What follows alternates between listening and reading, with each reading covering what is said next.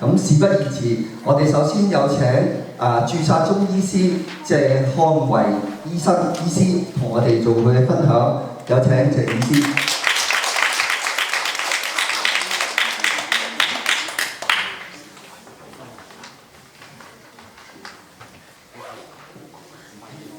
個內容咧，今日個內容都會比較長少少嘅，咁所以咧，如果可以嘅話，你可以影相冇問題嘅，係啦。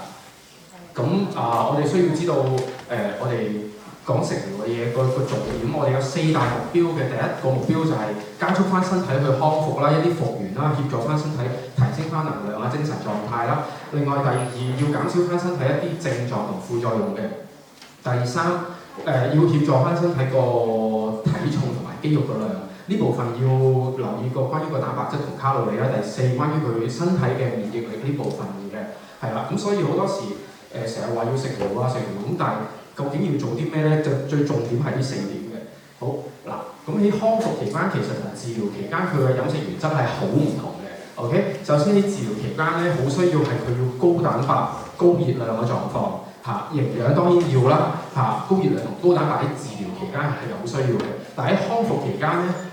我哋唔需要話好勁高嘅熱量，但係咧，我哋要有好優質嘅蛋白質嚟點佢講，應該學手呢個指過去指住都指過緊要我哋需要優質嘅蛋白質啦，要有健康嘅脂肪啦咁同埋一個高營養嘅密度。我哋陣間會講關於個營養密度，我哋應該要包含咩營養？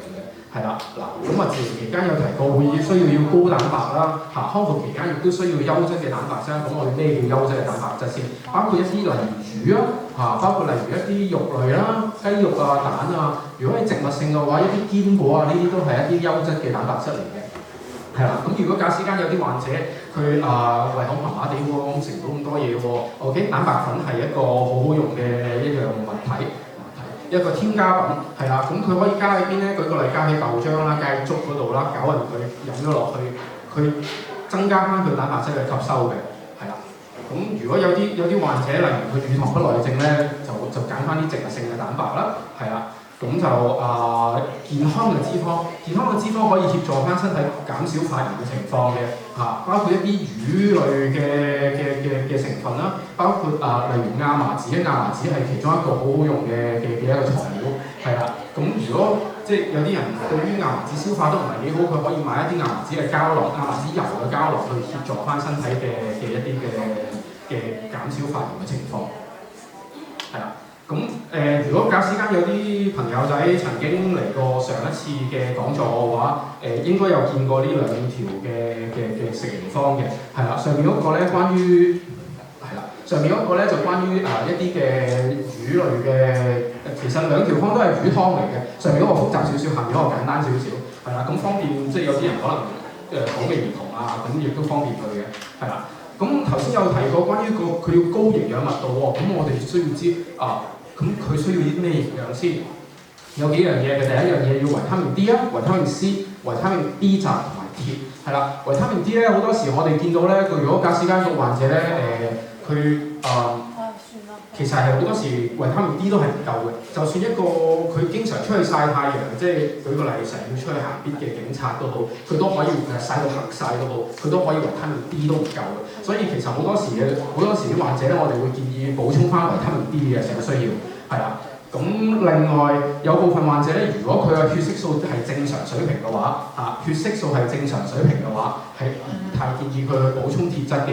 點解咧？因為依家目前近呢2-3年啲研究咧發現就係話，包括有啲人過分地補充鐵質啦，過分食得太多紅肉咧，係會刺激到身體一啲癌細胞病變嘅一啲現象。所以如果血色素正常嘅話，就唔需要太過補充鐵質啦。係啦，咁所以咧留意維他命 D 維他命 C 啊、B 同埋鐵質呢幾樣嘢係一個好關鍵嘅協助翻身體修復嘅一啲營養啦。另外一啲抗氧化嘅內容例如維他命 C 啊，一啲胡蘿蔔素啦，係啦，咁攝取多啲唔同顏色嘅蔬果啦，都可以提供翻佢嗰個抗氧化嘅狀況嘅，係啦。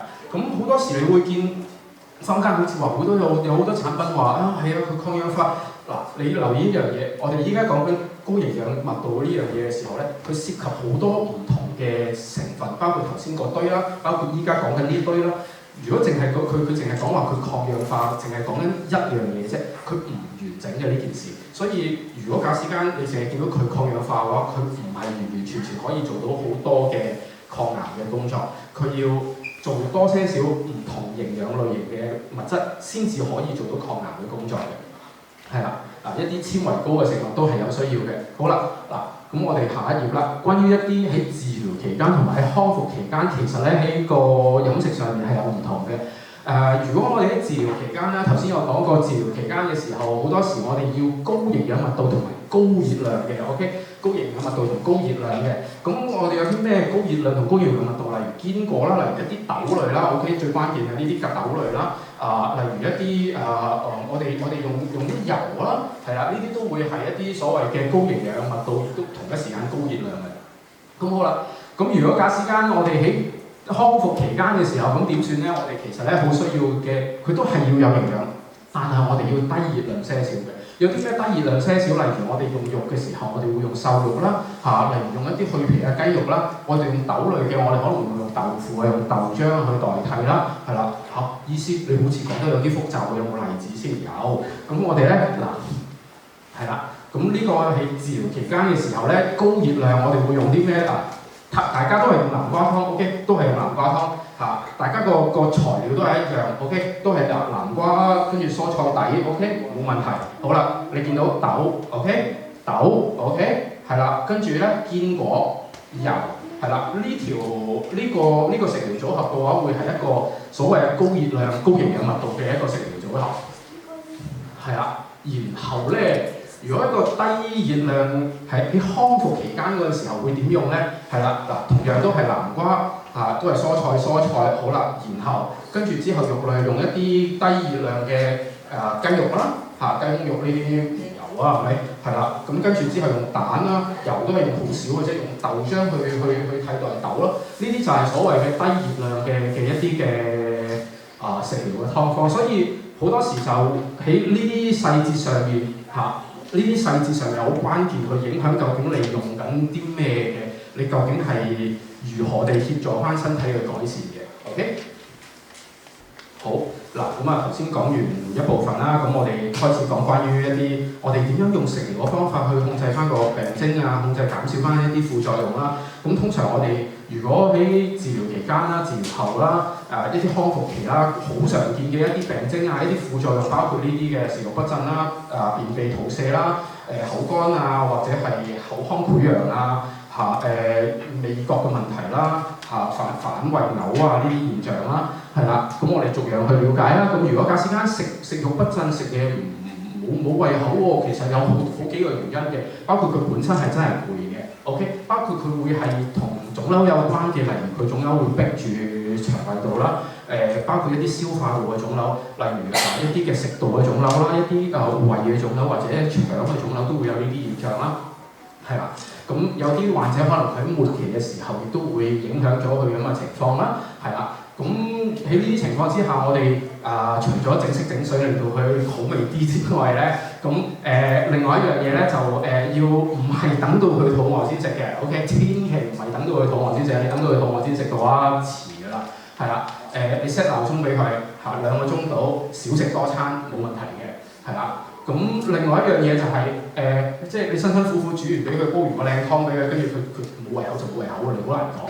咁我哋點算咧？可以點樣協助翻佢可以有即係你起碼飲到啖湯先啦 ，OK？ 係啦，你可以咧用一啲魚膠粉啦，或者用啫喱粉啦。不過魚膠粉同啫喱粉都係肉類嘅，有啲可能一啲素食嘅 case 咧，我哋會建議佢用寒天粉。寒天粉通常喺大菜煲會用到。咁會協助翻佢將個湯咧凝結翻少少，即係加熱，跟住之後雪凍佢，咁跟住即係拎翻出嚟，會大概係變咗呢個樣嘅，係啦，啫喱狀嘅，咁變咗係一個好似湯嘅啫喱咁啦，咁佢容易啲入口些少。另外一啲患者如果假使間佢經常會容易嘔啊，咁我哋會建議就係話佢用飲管去飲嘅，減少佢刺激個脷啦，咁冇咁容易出現反胃嘅一啲現象嘅，係啦。咁另外啦，咁如果假使間佢真係冇胃口嘅，咁都唔會建議佢強迫佢飲食嘅，尤其是一啲長期臥床嘅患者啦，因為佢本身長期臥床嘅時候，強迫佢飲食嘅時候，對個消化功能個負擔好大下。咁所以咧，啲長期患者、一啲長期臥床嘅患者啊，或者一啲臨終嘅患者嘅話，如果佢真係食唔到，我哋都唔可以唔好咁逼佢啦。係啊，關於便秘嘅問題咧，我哋需要知道有幾樣嘢嘅。第一樣嘢，好多時便秘嘅患者咧，佢係同腫瘤嘅位置係有關嘅。係啊，就算佢做完手術都好，佢個腸蠕動都係有影響嘅，咁所以會出現一啲便秘嘅情況。通常呢啲佢腸唔識喐嘅，咁我哋都會係舉個例，我哋用針灸嘅方法去刺激翻條腸，令到條腸喐翻順，咁佢先至解除翻個便秘嘅問題啦。咁但係亦都有部分患者咧，係佢因為同飲食有關啦，同埋佢治療期間有關啦，就例如可能佢曾經做過化療啦，咁但係咧佢飲食上面纖維量又唔係好夠喎，水又飲唔得多喎，咁點算咧？咁佢就出現便秘嘅情況啦。咁喺呢啲情況之下咧，我哋會建議個患者咧，其實咧佢需要咧飲下啲果汁嘅。咁但係飲果汁嘅時候咧，咁淨係果汁唔夠喉嘅，坦白講，我哋科學化少少嚇，係啦。首先第一樣嘢，我哋需要有足夠嘅油分 ，OK？ 個油分我哋喺呢度嚟喺堅果嗰度出現嘅，係啦。咁油分可以滋潤翻個腸啦，令到協助翻佢腸道嘅運作，佢夠暢通先 OK 噶嘛，係咪？包括例如一啲杏仁啊、合桃啊、腰果啊、南瓜子啊，呢啲都係好好用，芝麻都好用嘅，係啦。咁然後另外我哋需要一啲腸道嘅微生物啦，包括一啲腸道嘅益菌啦，咁我哋會喺乳酪嗰度會加落去嘅，係咪喺乳酪加落你個果汁嗰度 blend 埋嘅，係啦。然之後我哋加少少水啦，睇下要邊隻果汁。另外咧，水果我哋要揀一啲咧係水溶性纖維比較豐富些少嘅，係啦。咁有啲咩水溶性纖維豐富些少咧？例如一啲藻類嘅啦，係啦，例如一啲奇異果啦，呢啲都係水溶性纖維比較豐富些少嘅，輔助翻條腸喐動嘅。係啦，咁佢可以 blend 完之後咧，每日飲1至2次啦，咁早晚都要飲，輔助翻佢條腸喐動，佢可以習慣性地喐翻順條腸嘅。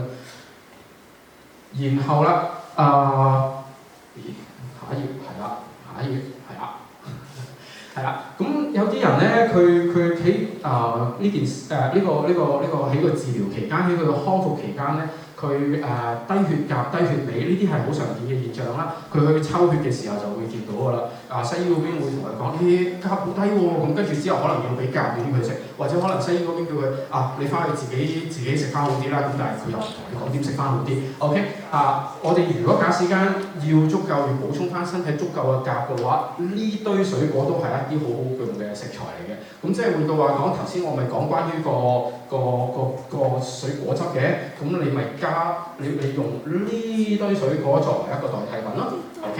係啦，咁佢輔助翻補充翻身體嘅鉀嘅，係啦，咁亦都有啲藥物嘅副作用，例如有啲患者佢需要用到嗎啡啊，嗎啡係其中一個令到好容易出現便秘嘅情況啦。咁通常呢啲情況之下，我哋都會用針灸嘅方法去推動翻個腸嘅喐動啦。咁亦都有啲患者佢因為長期臥床啦，咁佢長期臥床下半身喐動得好差，咁會建議可能啲家屬要幫一幫患者做一啲腹部嘅按摩嘅。咁我哋第4場嘅講座會講關於一啲運動啊、一啲按摩啊、關於一啲動作啊。咁呢部分亦都會喺第4場嘅其中一部分會涉及到嘅，係啦。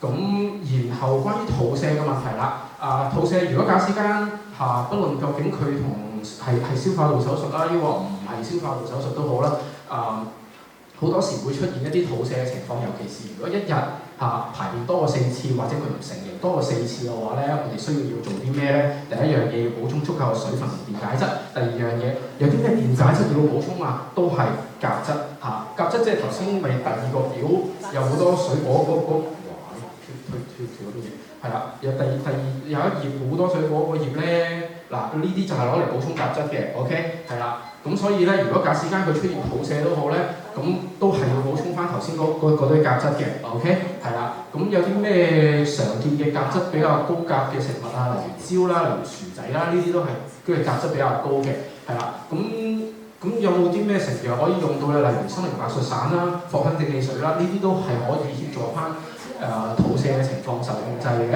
係啦。除此之外，有啲咩可以減少翻肚瀉咧？例如白粥啦，白粥本身都係可以輔助翻減少佢肚瀉嘅。咁但係白粥咁寡，可唔可以有啲其他味咧？咁樣 OK，咁我哋可以加翻啲，其實例如加翻啲淮山啦、蓮子、芡實啦，輔助翻減少佢嗰個異常嘅腸嘅蠕動嘅，係啦。咁另外例如我唔想煲咁多嘢喎，咁有冇啲其他人用蘋果泥啦，或者係用蘋果果膠啦？其實坊間依家喺市面上都買到有啲 capsule，有啲膠囊係蘋果果膠嘅膠囊啦，可以輔助翻個腸嘅喐動嘅情況嘅。係啦，咁頭先亦都有講過關於電解質同水分啦，電解質飲品你可以買現成嘅，亦都可以自己溝低濃度鹽水嘅 ，OK， 係啦，頭先亦都有講過關於蕉啊、椰子水啊，都係可以補充到鉀啦，係啦，咁就如果假使間你發現，咦唔係喎，我一日瀉成7次以上喎 ，OK， 第一。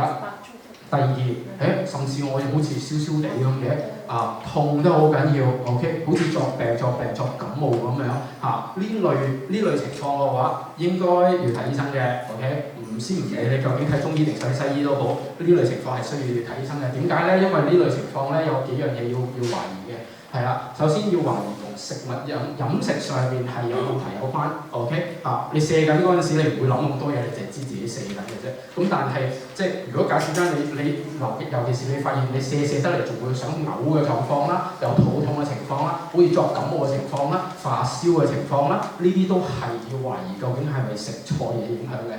尤其是喺治療期間嘅時候啦，不論佢係打藥好，不論佢係做緊電療化療好，佢免疫能力都係低嘅。咁喺呢啲情況之下咧，好容易喺有一啲食錯嘢嘅因素引發出嚟嘅肚瀉有啲嘢經常要洗，尤其是喺屋企煮嘢食嘅話，有好多嘢經常要注意嘅衞生情況，包括手啦，包括砧板啦，我哋發散到食完，你條方幾靚都冇用啦，係咪？係啦，瀉餐飽㗎啦呢啲，係啦，包括呢啲洗嘢抹台嘅毛巾啊，包括啲海綿啦，呢啲都係要小心，係好容易有細菌嘅地方，係啦，呢啲都要小心嘅。佢瀉其實呢啲因素要留意嘅，係啦。咁就另外啦，煮嘢食期間嘅時候咧，好多時你煮嘢食你熟唔熟啊？你目測嗰啲我唔覺得佢熟 ，OK， 係啦，會建議係用翻個食物溫度測量嘅，係啦，你自己你煮緊你煮緊嚿雞咁，但係嗰嚿雞熟唔熟唔知，你用翻一個探熱 ，OK， 去輔助翻睇下究竟佢係咪真係熟先。另外一樣嘢，有啲食物係真係好高風險嘅，雞蛋係其中一樣。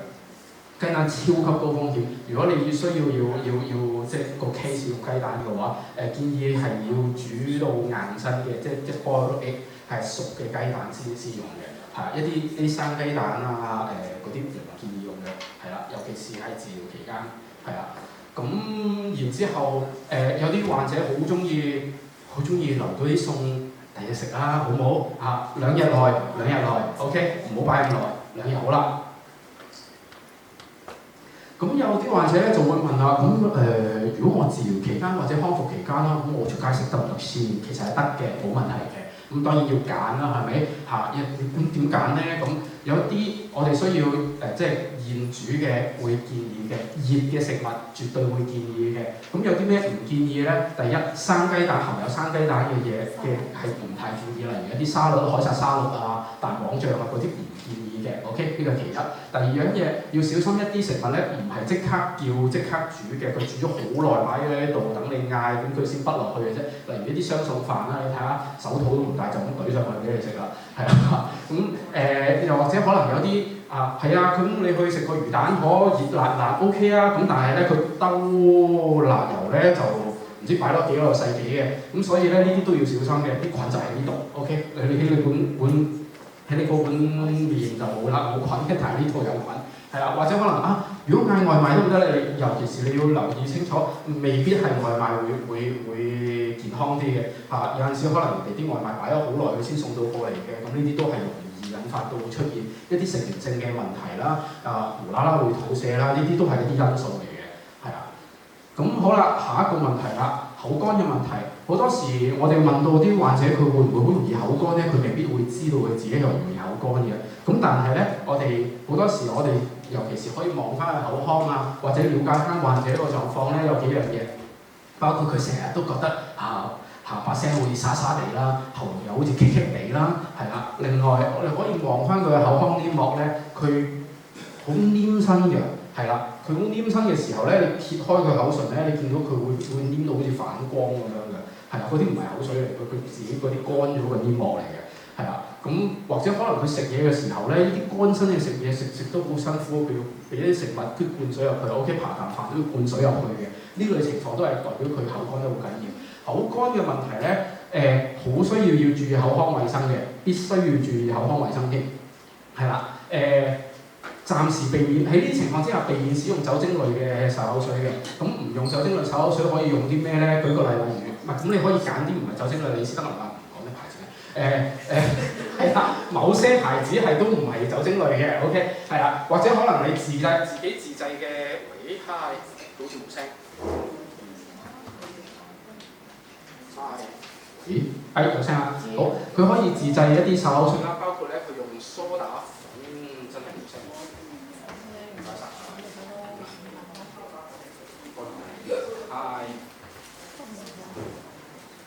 Hi。你好 ，OK， 好，佢可以自製一啲漱口水，包括用梳打粉啦，用鹽啦，去溝落個暖水嗰度，每2小時啷一次口 ，OK。我哋個目標要減少分，因為本身口水咧係可以抑制翻口腔嘅細菌嘅，但係如果假設一個人固然經常口乾嘅話，口腔細菌一多嘅時候，影響翻佢健康嘅狀況。所以點解我哋就係要經常要啷口嘅，尤其是口乾嘅患者。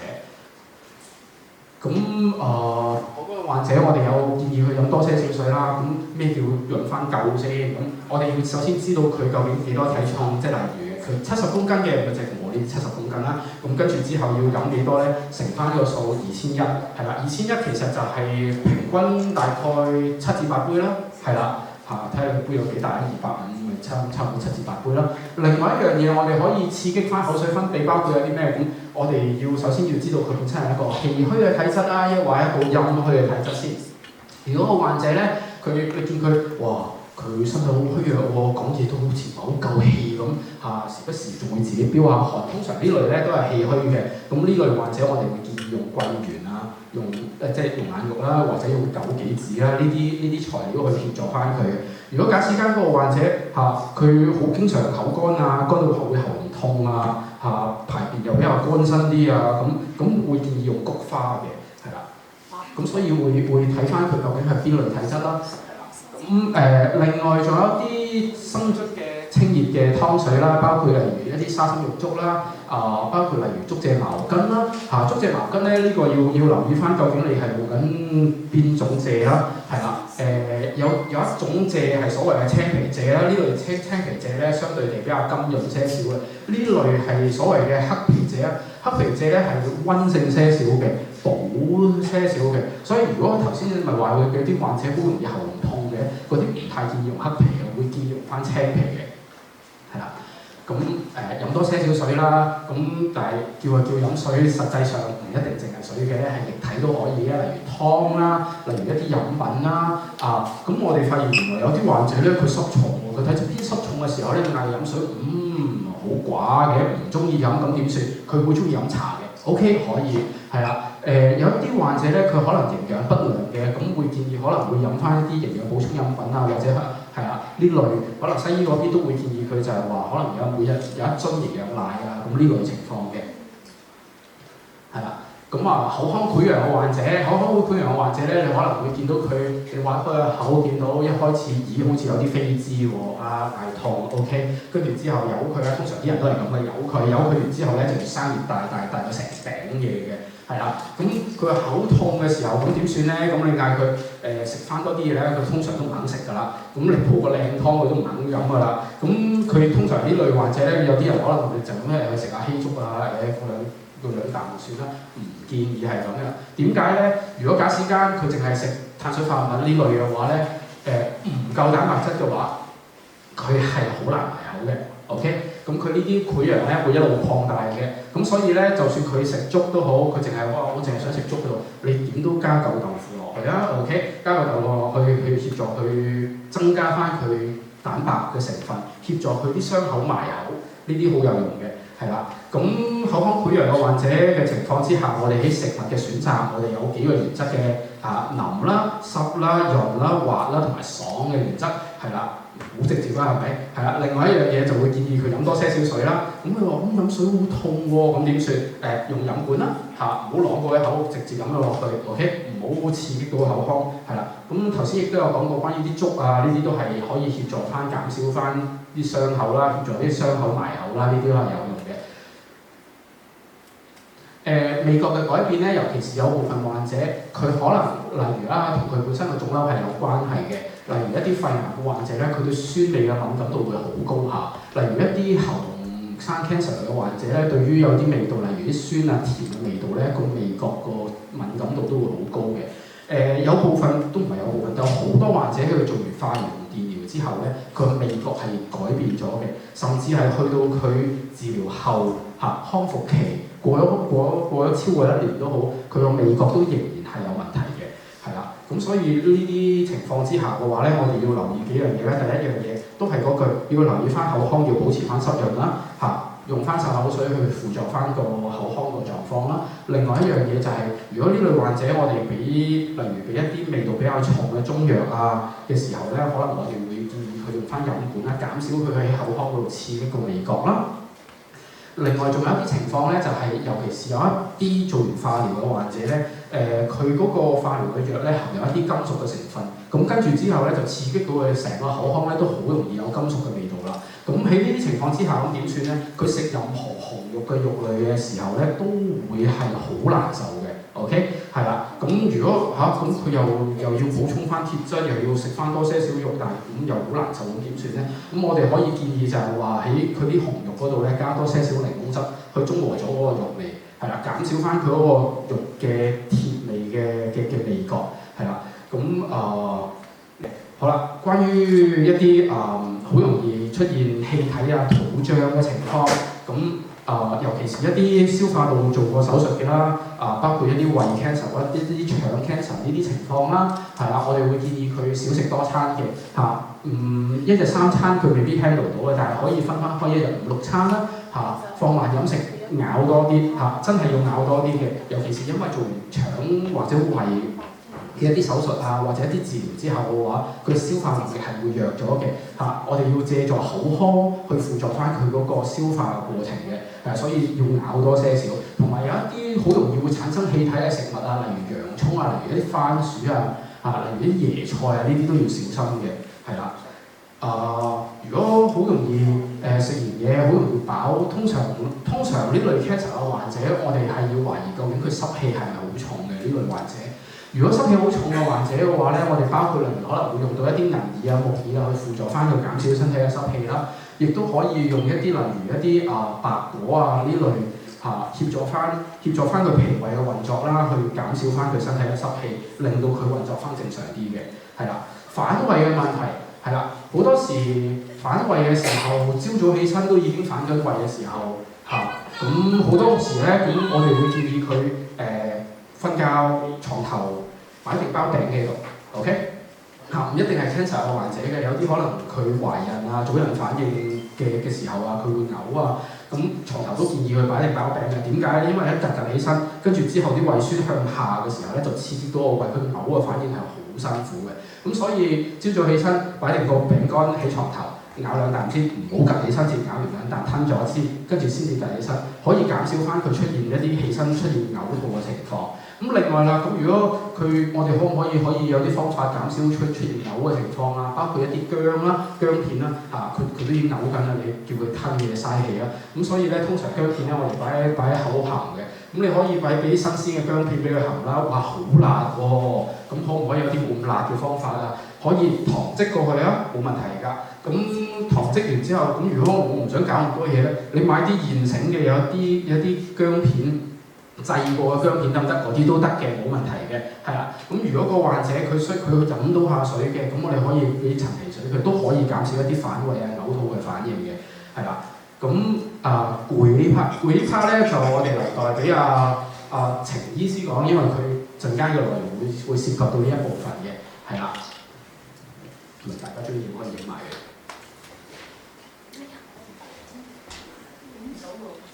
因為我唔緊要，陣間阿程醫師嗰個內容都好豐富嘅，係啊。好啦，關於體重啦，係啊，呢個係好關鍵嘅問題，因為好多患者咧，佢喺康復期間，佢喺治療期間，佢控制個體重控制得好差，跟住之後影響咗成個治療過程嘅，係啦。咁要留意翻佢嗰個體重，首先要知道佢嘅身高先。舉個例，佢1.6米 ，OK，1.6米 ，OK。咁佢乘翻個 BMI 22至24嘅話，會建議翻佢嘅理想體重咧，大概62至68啦。咁可以有啲患者，如果假設一個體重過輕嘅時候咧，建議佢需要增重嘅嚇。但係如果有啲患者佢超重喎，過咗呢個標準喎，咁係咪即刻要佢減咧？咁啊唔好hold 住先，唔使咁急住減嘅 ，OK 係啦。咁點解會咁講咧？因為咧有好多患者咧，佢喺治療同埋康復期間咧，佢體重暴跌得好緊要。體重暴跌係其中一個佢問題加重嘅一個關鍵嘅徵兆。尤其是咁點先定義佢暴跌咧？咁如果假使間嗰個患者喺3個月內體重跌咗7%，或者喺6個月內體重跌咗10%嘅話，都係計佢體重跌緊㗎啦。呢啲係一啲問題進展嘅一啲現象，係啦。所謂惡病質咧，係身體裏面個內分泌紊亂啦，咁影響到身體裏面一啲健康、身體嘅組織嘅流失啦。你見瘦到啲肉都冇晒咁嘅情況嘅。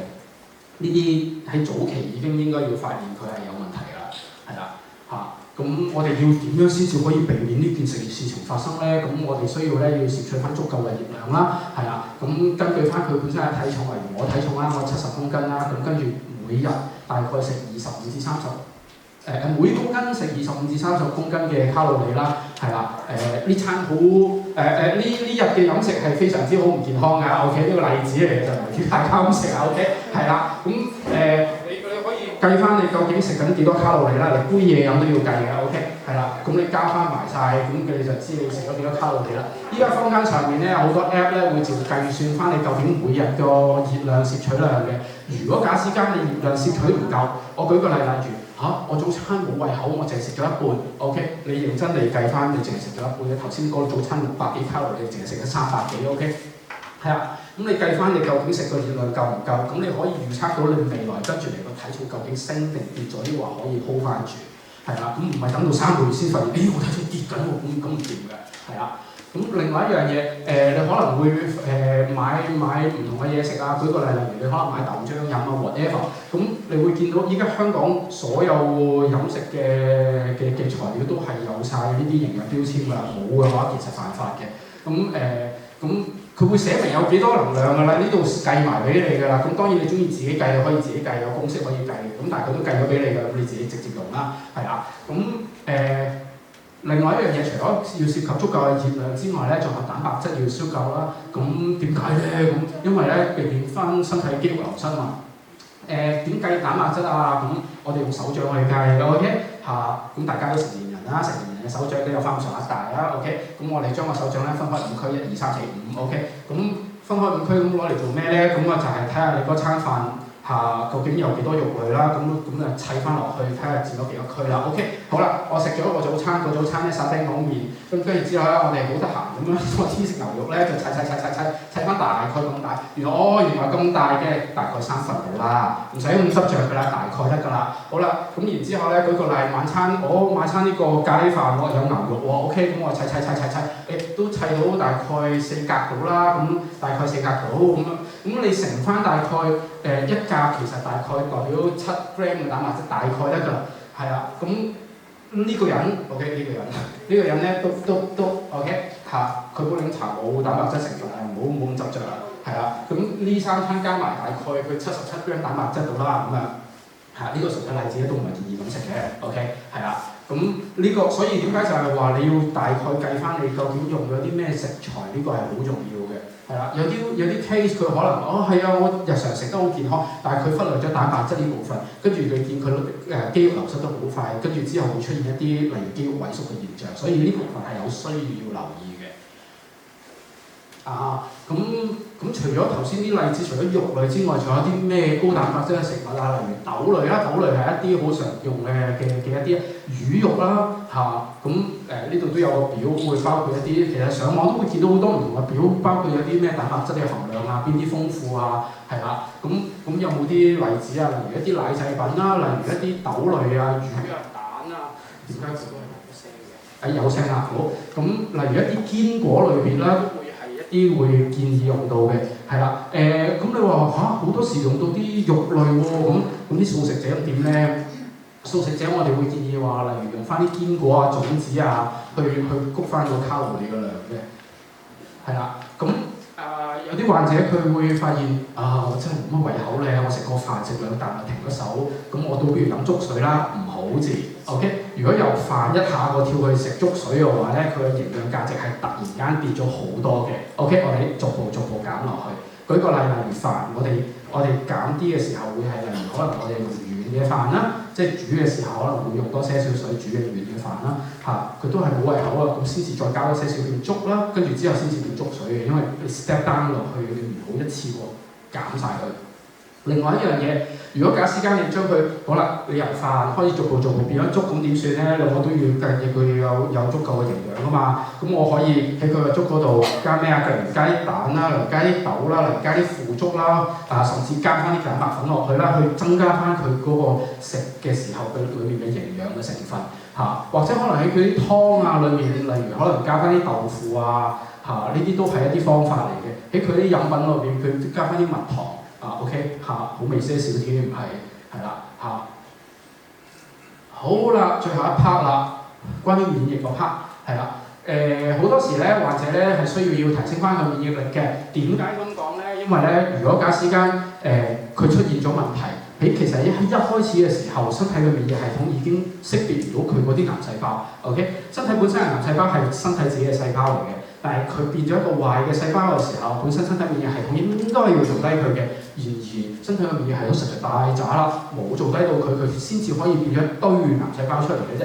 咁所以換句話講，一個癌症嘅患者喺一開始嘅時候，佢本身嘅免疫系統已經係比較弱㗎啦。好，咁佢本身免疫系統已經比較弱嘅時候，佢可能做一啲抗腫瘤嘅治療，包括例如一啲電療、化療啦，已經會再進一步削弱佢個免疫系統嘅，係啦。咁所以咧，我哋用食療嘅方法去提升個免疫力咧，呢個係好關鍵嘅其中一步。咁如果假使間嗰個人免疫系統唔夠，咁點算咧？喺外貌上有冇啲咩異常咧？係冇異常嘅，喺外貌上完全睇唔出嘅，係啦。雖然學術上就話，係啊，仲有啲咁嘅，都係講嘅啫，係啊，好多時都係睇唔出佢嘅。